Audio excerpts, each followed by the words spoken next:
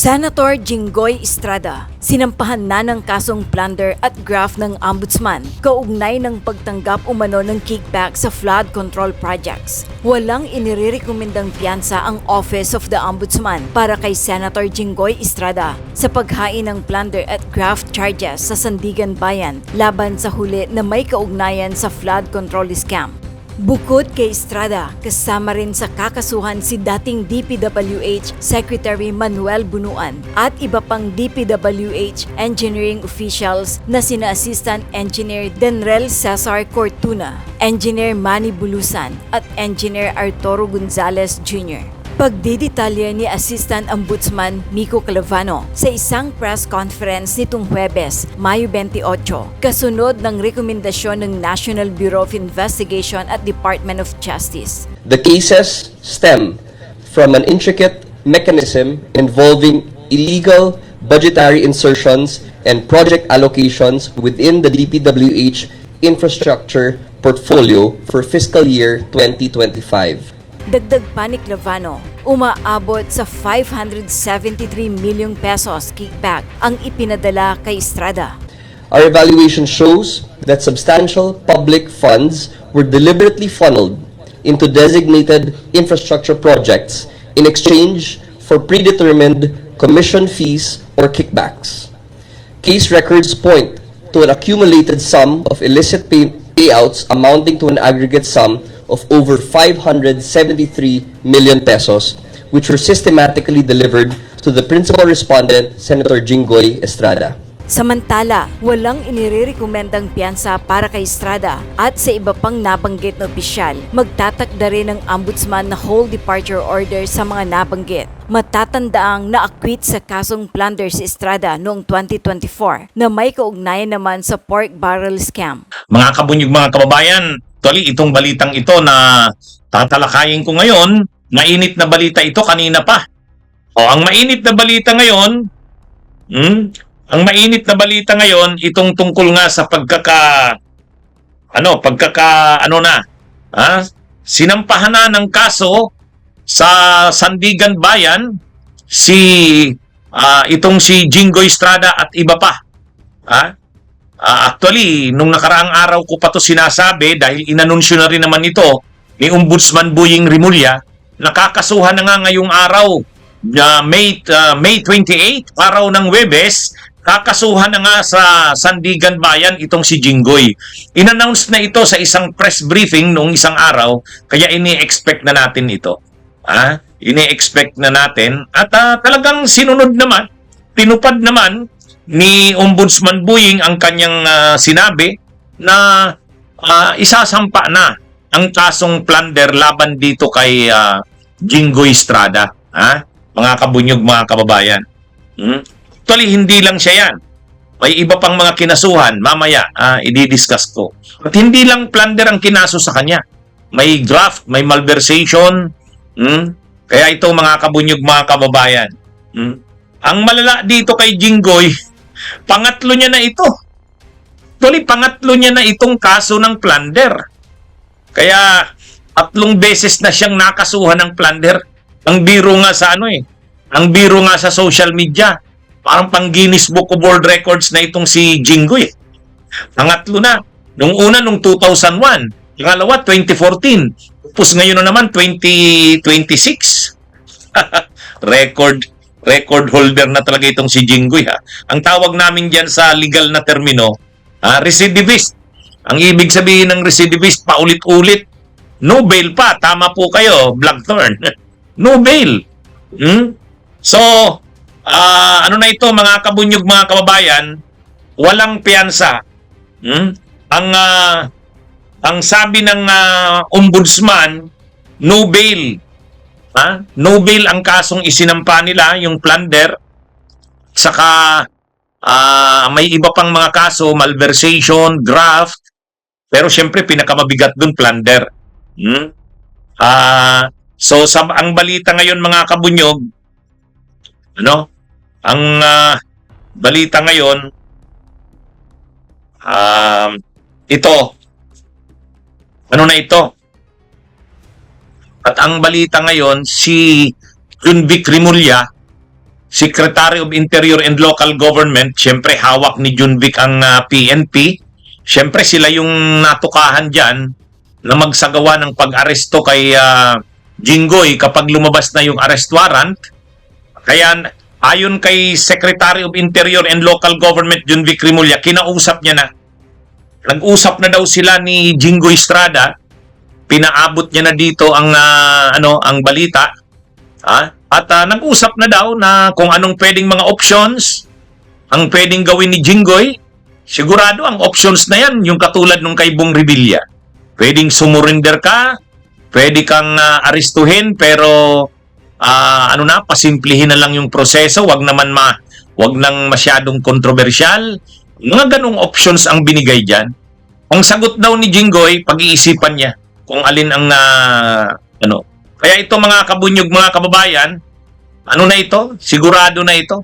Kasi ngayong araw mismo, kalalabas lang na balita, ngayon lang, ilang minutes lang, na-raffle na ng Sandigan Bayan.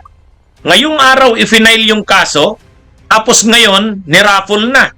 Yung plunder, hawak yata ng 5th Division. Yung malversation, hindi ko natandaan kung saang division. Pero ibig sabihin yan, mga kabunyog, ang rule kasi dyan, once na maisampa ang kaso sa Sandigan Bayan, niraraffle yan.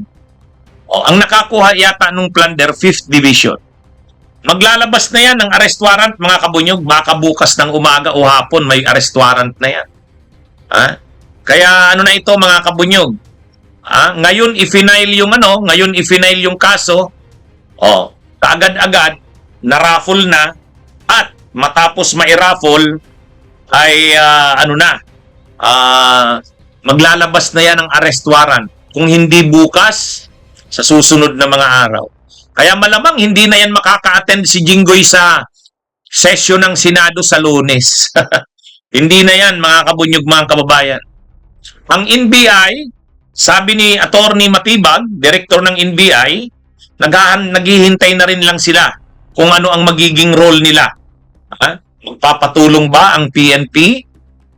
Si Junvic Rimulya naman, Secretary of Interior and Local Government, ayon sa kanya, nabasa ko ngayon sa balita, kinuntak niya na raw si Jinggoy, nakikipag-coordinate na daw siya dito para sa mga options na pwedeng gawin o pagpilian tungkol sa pag-surrender or pag-aresto kay Jinggoy. At ang sagot daw ni Jinggoy ay pag-iisipan kung alin doon yung options. Halos na yan? Taranta na yan si Jinggoy. Alam niya nang wala na silang magagawa dyan.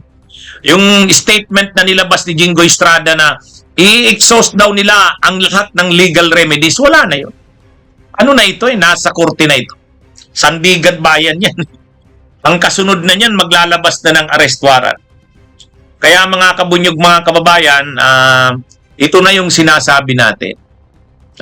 Ito na yung sinasabi natin.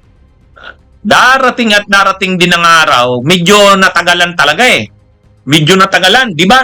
Maalala natin na noong nakaraang taon, nagsabi na ang ombudsman, magpapasko ang mga sangkot, mga big fish, yung malalaking isda, mga kilalang tao. Magpapasko sila sa kulungan, hindi naman nangyari yun. Tapos January, February, wala rin, hindi rin nangyari. March, April, ngayong May na natuloy. Okay na rin. Okay na rin, saludo na rin tayo sa ombudsman kahit medyo naabala. Pero wag ka, ang sabi pa ni Jinggoy niyan, masyado daw minabilis ang kaso niya. Hindi raw binigyan ng due process. Medyo nakakatawa naman yun. Medyo nakakatawa naman yun. Hindi daw binigyan ng due process. Paano mo masabing hindi binigyan ng due process? Tagal-tagal na. Anong buwan na ba ngayon? Mayo na. May 28. So yan, mga kabunyog, ang balita ngayong araw, mainit na balita, formal nang nagsampa ng kaso. Hindi na lang ito reklamo. Sa Sandigan Bayan na ito, ang kaso ay plunder, malversation, graft. At naraffle na sa Sandigan Bayan. Ang ibig sabihin yan, pagka-raffle, agad-agad maglalabas na yan ng arrest warrant baka bukas. At ang PNP ay naghahanda na, kinuntak na rin ng DILG Secretary Junvic Rimulya, tinawagan niya na daw si Jinggoy Estrada at sinabi niya na raw dito yung mga options. Ang unang pwedeng gawin yung ginawa ni Bong Revilla. Nag-present na ng sarili niya. Nung malaman na lumabas na ang arrest warrant sa kanya, si Bong Revilla kusa nang nag-present ng sarili niya doon sa Camp Crame. Pwede rin ganyan ang gawin ni Jinggoy. Or pwede rin pasundo siya sa bahay niya. Pasundo siya sa bahay niya. Ano yan? Pero yung sinasabi ni Jinggoy na i-exhaust daw muna ang lahat ng legal remedies, malabo na yan. Malabo na yan. Medyo, bukas natin naabangan kung anong mangyayari bukas, mga kabunyog. Kaya tutok kayo sa aking mga channels. Kasi, na-raffle na ngayon eh. Ang bilis. Ang bilis. So, medyo na ito. Parang magsasama yata sa kulungan si Jinggoy sa Bong Revilla. Nauulit ang kasaysayan, mga kabunyog. Matindi, nauulit ang kasaysayan. History repeats itself. Ang nawi-witness natin ngayon, history repeating itself. Nangyari na ito noong 2014 sa PDAP scam. Nangyari ito. Noong 2013-2014, kainitan ng PDAP scam yung Napoles.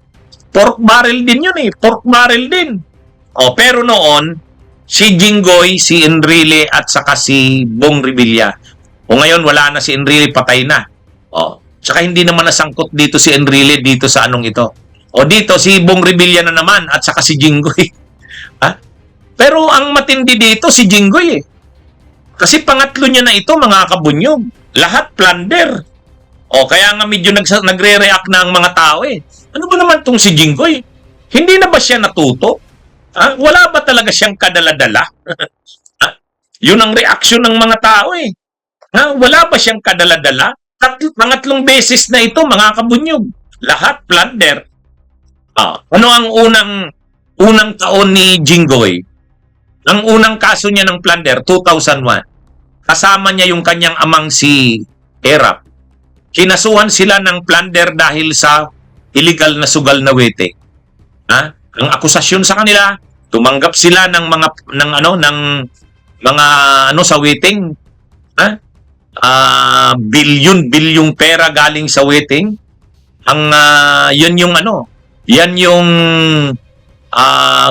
Yan yung kaso ni Erap, kaya siya na-impeach.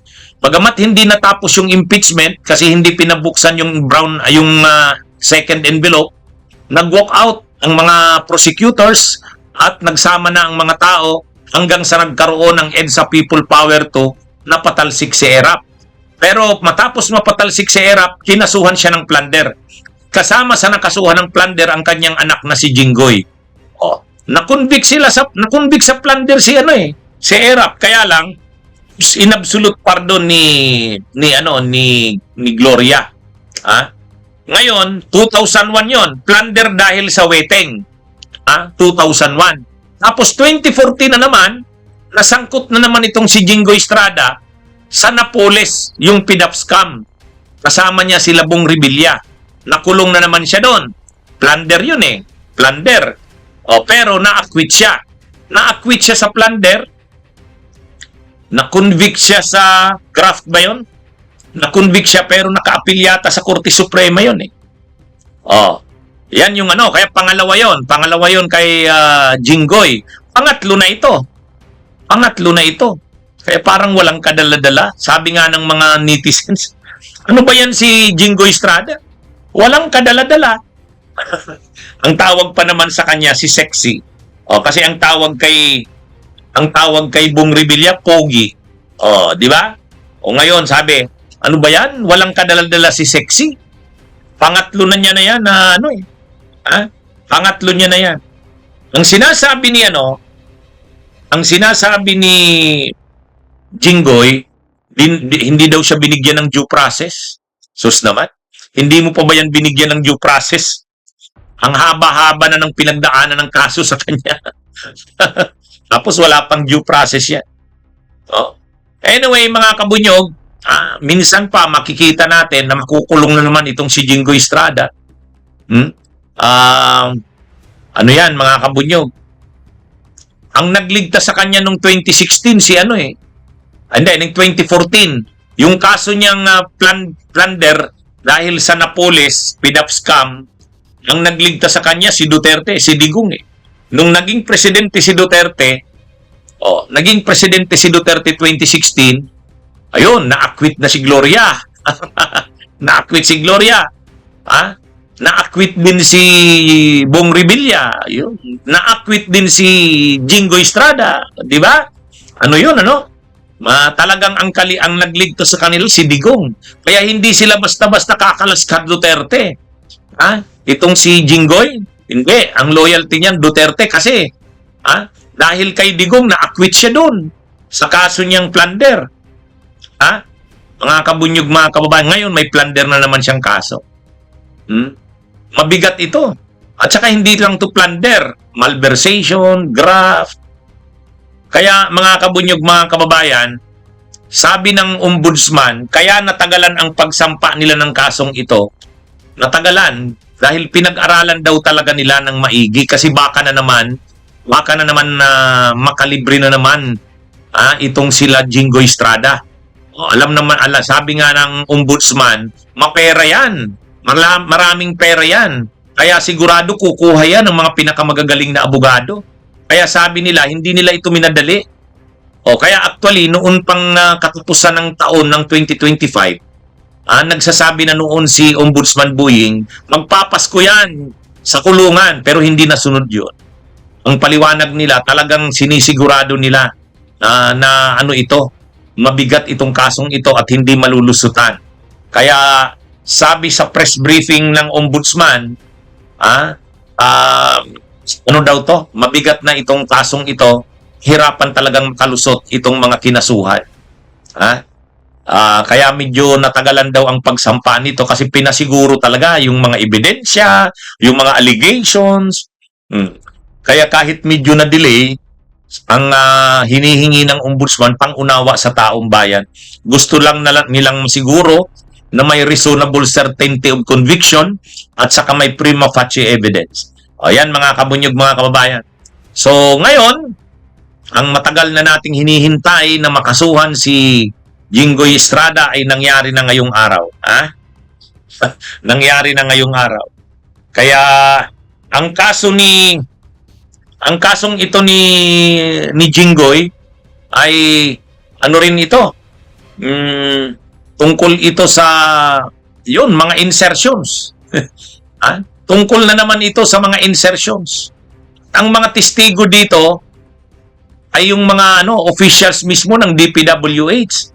Si dating DPWH Undersecretary Bernardo, si dating DPWH First District Engineering Office District Engineer Alcantara, yung engineer din, district engineer din ng National Capital Region, yung si DE Opulencia. Ito yung mga testigo laban sa kanya dito. Mabibigat.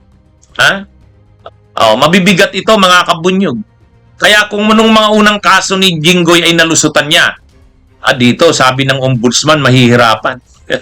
Mahihirapan si Jingoy dito na malusutan niya ito. Yun ang sabi ng ombudsman. Kumbaga, pinasiguro daw nila itong kaso na to. Kaya medyo natagalan. Ngayon, ang sinasabi naman, mga kabunyog, ni Jingoy Estrada, ang akusasyon naman ni Jingoy, politika daw ito. Politika daw. Yun. Ang sabi nga ni Jingoy Estrada, minadali daw itong kasong ito niya. Itong pagkakasabi ni Jingoy, mga kabunyog. Ang sabi ni Jingoy Estrada, ito, ganitong pagkakasabi niya. Ni Jingoy, sabi ni Jingoy, minadali daw yung kaso sa kanya, dahil nga daw sa, niya. Ang sabi ni Jingoy, minadali daw ito dahil sa pagpapalit ng liderato sa Senado. Yun ang akusasyon ni Jingoy Estrada. Kaya ito daw ginawa sa kanya na sinampahan na siya ngayon ng kaso bahagi daw ito ng mula daw kasi nang nagkaroon ng pagpapalit ng liderato sa Senado, pinalitan si Tito Soto ni Cayetano. Sabi ni Jinggoy, naging mabilis na daw ang sa mga kaso nila na marami daw sa kanila sa mayorya binibilisan na ang mga kaso. Sa totoo lang, hindi totoo yung sinasabi na yan. Kabunyog Armando Corpus, shout out sa iyo. Hindi totoo yung sinasabi na yan ni Jinggoy na binibilisan ang kaso nila dahil dito sa pagpapalit ng liderato ng Senado. Hindi. Sa totoo lang, ang tagal na nga nito eh. Di ba? Grabe na nga ang dinidikdik na nga natin si Ombudsman Boying Rimulya. Kaya hindi totoo. Sa totoo lang, hindi totoo yung sinasabi ni Jinggoy na politika ito. Hindi rin totoo na binibilisan ito dahil sa pagpapalit ng liderato ng Senado. Hindi yun. Talaga naman, wala pang pagpapalit ng liderato ng Senado, di ba? Hindi pa napapalitan si Tito Soto ni Cayetano. Nagsabi na noon pa si Ombudsman Boying na, actually sabi niya pa nga, mga Abril o kaya kalagitnaan ng Mayo. O yun ang sabi niya noon. Patapos na nga yung Mayo eh. Kaya sa totoo lang, hindi naman tuminadali ni Ombudsman Boying dahil lang sa nangyaring pagpapalit ng liderato sa Senado. Hindi yun. Wala naman. Sa katunayan, ang tagal na nga ng kasong ito. Ay di ba mula nang lumabas ang pangalan ni Jinggoy, nila Joel Villanueva, ang sabi nga noon ni Boying, ni Ombudsman, magpapasko na yung mga yan sa kulungan. Hindi nga yun nangyari. Kaya nga kantsaw ang inabot ni Ombudsman Boying. Kaya paano naman sinasabi ni Jinggoy? Paano naman masasabi ni Jinggoy na minamadali? Ang tagal na nga. Di ba? Ang tagal na nga eh. At saka, inanunsyo na yan, matagal na ni Ombudsman Boying na mga bandang Mayo, magkakaroon na ng mga kaso. Kakasuhan na talaga nila. Mayo yun. Wala pa namang nangyayaring pagpapalit ng liderato ng Senado. Kaya, palusot na lang yan. Na lang yan. Humihingi na lang yan ng simpatya. Kumukuha na lang yan ng simpatya sa publiko. Itong si Jinggoy, pinapalabas niya na politika ito. Na kaya siya kinasuhan ngayon, binilisan na daw ang kaso niya dahil sa nangyaring pagpapalit ng liderato ng Senado. Hindi naman yun. Hindi yun, mga kabunyog, mga kababayan. Sa totoo lang, ang tagal na nito. Tapos ang sinasabi ni Jinggoy, na-violate daw ang kanyang right to due process. Hindi daw siya binigyan ng pagkakataong makapag-file man lang ng motion for reconsideration. Hindi daw na-consider yung ibang mga ebidensya na present niya. Yun, kung ano-ano. Mayroong statement na nilabas si Jinggoy. Una, ang sabi niya, nakakaduda daw itong ginawa na binilisan daw dahil sa mga itong kudeta na nangyari sa Senado. Gusto silang pilayan sa mayorya.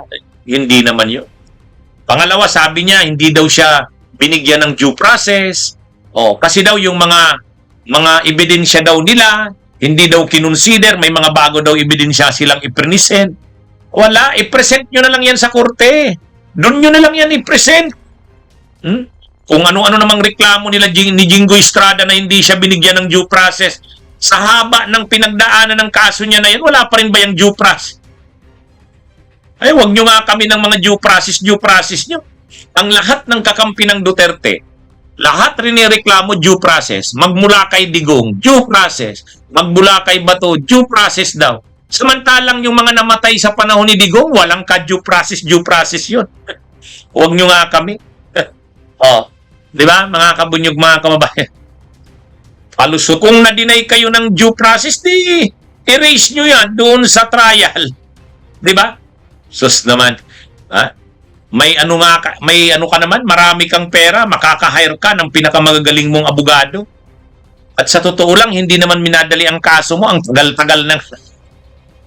Ang tagal-tagal na nga, di ba, mga kabunyog, mga kababayan? Kaya, itong mga sinasabing ito ni Jinggoy, mga ano niya na lang yan, nagpapaawa na lang yan sa sambayanan. Mga kabunyog, mga kababayan? Ano ito, mga kabunyog? Nagpapaawa. Ano daw siya? Hindi daw binigyan ng pagkakataon na makapag-motion for reconsideration. Yung mga ebidensya niya daw na bago, hindi man lang daw kinonsider. Pagkatapos, talaga daw minadali ang kaso niya dahil nga kasama siya sa mayorya, kagrupo nila Cayetano. Ay, wala yan. Huwag nyo nga kaming pagsasabihan yan. Kasi ang tagal-tagal na ng kaso mo, Jinggoy. Actually, ang tagal na dapat sinampa yung kaso na yan. Ang dami nang binigay sa ang dami nang binigay sa iyo na due process. Ngayon, doon na kayo magdepensa sa korte. Mabuti nga't binibigyan kayo ng pagkakataon sa korte. Diba, mga kabunyog? Kaya lang, ano kasi sila ngayon? Hindi kasi tulad nung dating kaso ni Jinggoy, na-acquit siya kasi nung nanalo si Duterte, na-acquit yung mga kaso nila. Noong 2016, nung nanalo si Duterte, na-acquit yung kay Gloria Arroyo, na-acquit yung kay Bong Revilla, na-acquit yung kay Jinggoy. Kaya talagang pasalamat sila sa Duterte. Ngayon, ang inaasahan na naman nilang magliligtas lang sa kanila ay si Sara. Kung manalo si Sara sa 2028. Ang problema, may impeachment din si Sarang kinakaharap eh. Yan ang problema dyan. Kaya talagang ginagawa nila ng paraan na wag ma-convict si Sara sa impeachment sa Senado. Kaya dahil hindi sila makakaboto, hindi makakaboto si Bato, hindi si Jinggoy pag nakulong din hindi makakaboto, ginagawa nila ngayon ang lahat ng paraan para maamindahan ang rules. Payagan silang makaparticipate sa session ng Senado kahit nakakulong o kaya nagtatago. Ganyan yung nila. Ganyan yung mga maniubra nila ngayon. Pero haharangin yan ng minorya, hindi papayag ang minorya dyan.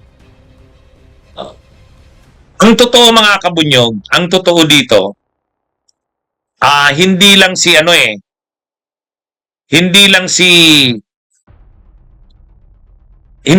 Jinggoy ang may kaso dito, mga kabunyog. Pati si Bunuan, naalala nyo si Bunuan? Yung dating DPWH Secretary, nang magsimula si PBBM bilang Pangulo, ang kanyang Secretary ng DPWH ay si Manny Bunuan. Kasama rin ditong kinasuhan. Kaya itong mga kinasuhan dito ay si Jinggoy Estrada, si Manny Bunuan. Kaya mga kabunyog. Kaya paano naman sinasabi, ito rin, kung sinasabi ng kampo ng mga DDS, ang kampo nila Jinggoy, sinisingle out lang naman daw yung mga kalaban ng administrasyon. Bakit kasamang kinasuhan dyan si Manny Bunuan? Kasamang kinasuhan dyan si Manny Bunuan. Ang dalawang pangunahing kinasuhan dyan kanina ng plunder, malversation, graft, ay si Jinggoy Estrada at si Manny Bunuan. Mayroon pang ibang mga sinampahan ng kaso, kasamang ikinaso sa Sandigan, pero ang nangunguna, si Jinggoy at si dating DPWH Secretary Manny Bunuan. Kaya yung mga sinasabi ng mga DDS na parang pinipili lang yung mga pro Duterte ang kinakasuhan. Hindi. Bakit? Si dating DPWH Secretary Manny Bunuan ba pro Duterte? Hindi, pro Marcos yan. Tao nga ni Marcos yan. And yet, nakasuhan. Bakit nakasuhan? Talaga namang itinuro yan si Manny Bunuan na kumuha ng malaking kickback. Ilang daang milyon na kickback. Sino ang mga testigo laban sa kanya? Kay Manny Bunuan. Yun din ang mga testigo laban kay Jinggoy. Si dating DPWH Undersecretary Bernardo.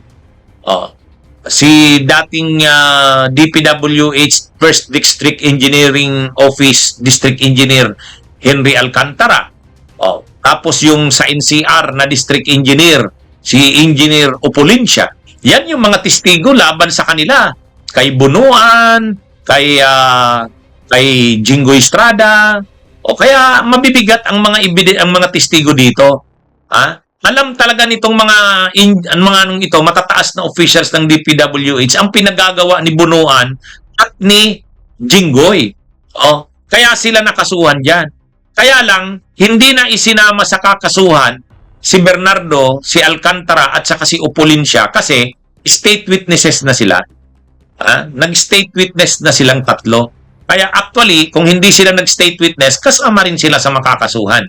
Isa pa, sa kasama sana sa makakasuhan, yung namatay o nagpakamatay ba yun, na district engineer, na USEC ng DPWH, si Catalina Cabral. Kaya lang, syempre, patay na siya, so hindi na siya pwedeng kasuhan.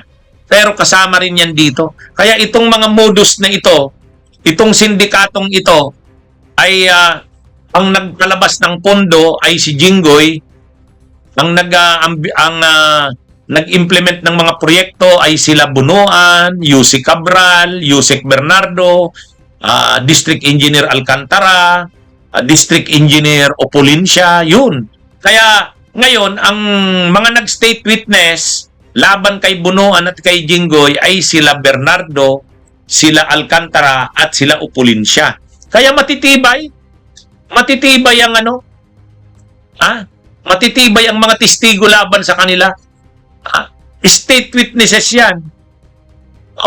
Ngayon, ang palusot ni Jinggoy, wala naman daw siyang insertions diyan. Yan mga kabunyog. So, itong si Manny Bunuan kasama sa kinasuhan. Kaya hindi naman lahat pro Duterte. Si Manny Bunuan, secretary ng DPWH panahon ni Pangulong Marcos, kasama sa kinasuhan dito. Plunder din. Plunder din mga kabunyog, mga kabayan.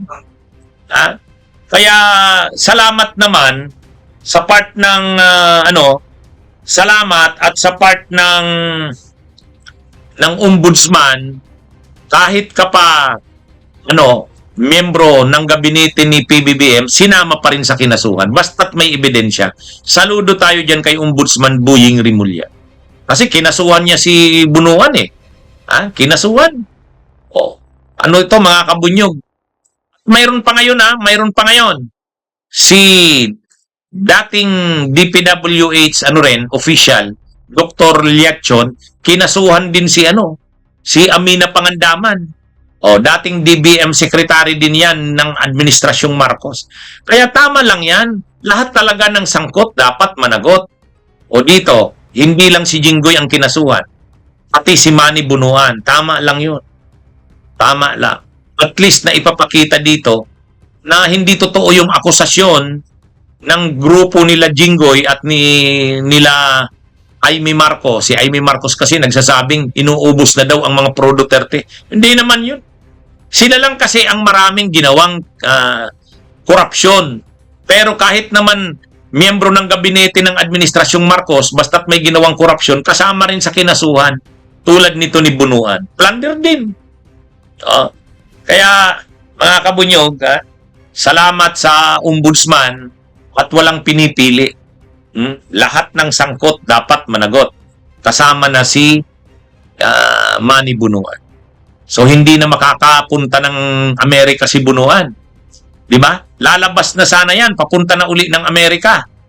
Kaya lang, biglang naglabas ng whole departure order, precautionary whole departure order. Hindi na siya nakalabas. So, kasama yan sa aarestuhin. So, ang aarestuhin, pwedeng bukas, pwedeng Lunes, hindi lang si Jinggoy, pati si Manny Bunuan. Yun, mga kabunyog, mga kababayan. Okay, magandang araw sa inyong lahat. Mabuhay po tayo. Mag-subscribe at i-click ang notification bell para sa mga susunod na video updates. Maraming salamat po.